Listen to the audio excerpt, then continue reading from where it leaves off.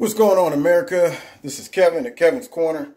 And you know what I appreciate about President Trump is President Trump, he has guts.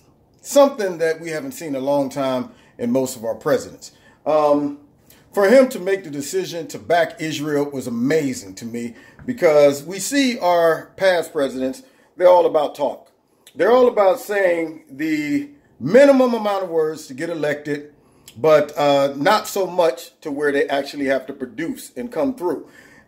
President Trump actually is a president that's fulfilling his promises. And they would be fulfilled a lot faster if the rest of the cronies were not obstructionists. And I'm not just talking about the Democrats either. You know what I mean. But anyway, the point that I'm trying to make is, since when did America become soft and worried about what everybody else thinks? Oh my goodness, the rest of the world is going to look at us as monsters and they're not going to respect us. So what? They still need us. Now, I know that might sound a little bit harsh, but it's true. Sometimes you just got to do something and have the boldness to do it and not worry about what everybody else thinks. I'm glad you guys are not counseling kids, because you would be telling them all to run along with the rest of the kids. Listen, son, if they jump off of a bridge, you need to do it too, because you want to be politically correct. You want to make all your friends who jump to their death feel comfortable in their decisions. That's what you want to do, son. Is that what we're about in America? No. We make bold, hard choices. And to back one of your allies, one of your longest and your most powerful ally in the region, in contrast to what the last administration did, which was pretty much throw them under the bus, shows amazing commitment, loyalty, and strength, and leadership to do something that everybody else was afraid to do and not worry about all of the political fallout. Let's be real. No matter what Donald Trump would have done, they would have criticized him. If he wouldn't have made that choice, well, Donald Trump said during his campaign that he was going to put the embassy in Jerusalem. He didn't do it. Yeah. But then when he does it, that was a ridiculous decision. Nobody, and in their mind, nobody in the whole world supports that. Well, Israel does. I mean, over there, they think he's a hero.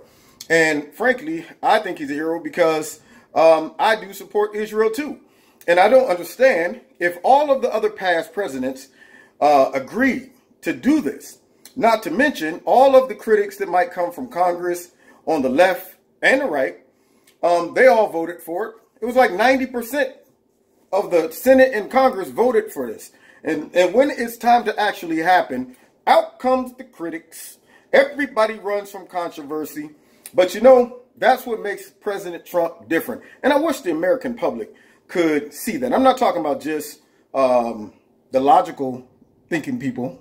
I'm talking about people, for whatever reason, that have been victims of media manipulation and cannot even see that for the first time, whether you like Trump or not, one thing you have to agree is we have never seen a president get into office and day one hit the ground running, aggressively attempting to fulfill all the promises that he's made to his voters and to America, and to be criticized for that. You know, it's funny, when he does things, people act like it's a surprise. The stuff that he does because he promised that he would do it. And they're like, I can't believe he did that. What do you mean you can't believe he did it? He promised that he would. So really, all you're doing is whining about the fact that he is doing what he said he would do. I can't believe he did that. You know, they threw a fit and said that the sky was falling when he took us out of Brexit and the climate agreement and all of his decisions. Oh my God, the sky is falling. And yet we haven't been smashed yet by it. So this too shall pass. I commend him for taking that type of stance, for being proactive, for actually following through with his commitment. And I tell you, you know, I don't know what your religious beliefs are, but Christians all around the United States and the world should at least be able to applaud him for supporting Israel. I know, to me, Israel is a very important ally, but of course we want to get along with everyone. But we definitely want to keep Israel real close to us. I think that's important. And along with all of our other allies. So we can't be walking around tiptoeing around everybody's opinion, because it's that type of thinking that got us in this mess in the first place. All the other countries that put the pressure on us and jab up America's ego, you guys are the leaders of the free world. You guys are the best. Why don't you give most of the money to this little coalition we're all putting together? We're putting this thing together. This little group, this group of like all these other countries, and we're going to be working on some climate control. And then we're also going to, you know what? The UN, we want you guys to provide most of the military equipment and the money. We want you to provide the money because you're the best money providers we have. You're America. You're America. And yet we scratch ourselves on the chest and yeah, we are America. We'll do it. We'll go ahead and finance it. On the dime of the tax dollars, the taxpayers. And we do it over and over again. And so Trump has the boldness to say, you know what? It's America first. It's that simple. And if you don't like it, live with it. You'll get over it. Okay? Like Tony Montana said, okay? Another Quaalude, you'll love me again in the morning. But the rest of the weak politicians running around like Rodney Dangerfield, oh yeah, I don't get no respect. Every decision I make, I don't get any respect. I'm like, dude, whatever. We don't need that type of respect. That type of respect isn't respect. It's false respect. And it is designed simply to manipulate America to do most of the heavy lifting.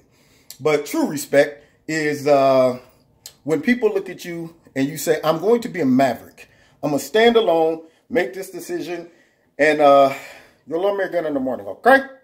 So that's the way it is, and it is what it is. So God bless you. Thank you for listening to Kevin's Corner. If you like this video, hit like. Make sure you share it.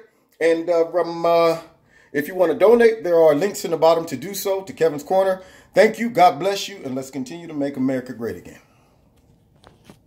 Oh, by the way, one of the viewers, they wrote in the bottom and said, yo, man, I need a little bit more of Ace Ventura. I said, alrighty then. Good question, Aguada. Like a glove. Anyway, that's for you, viewer. Bye.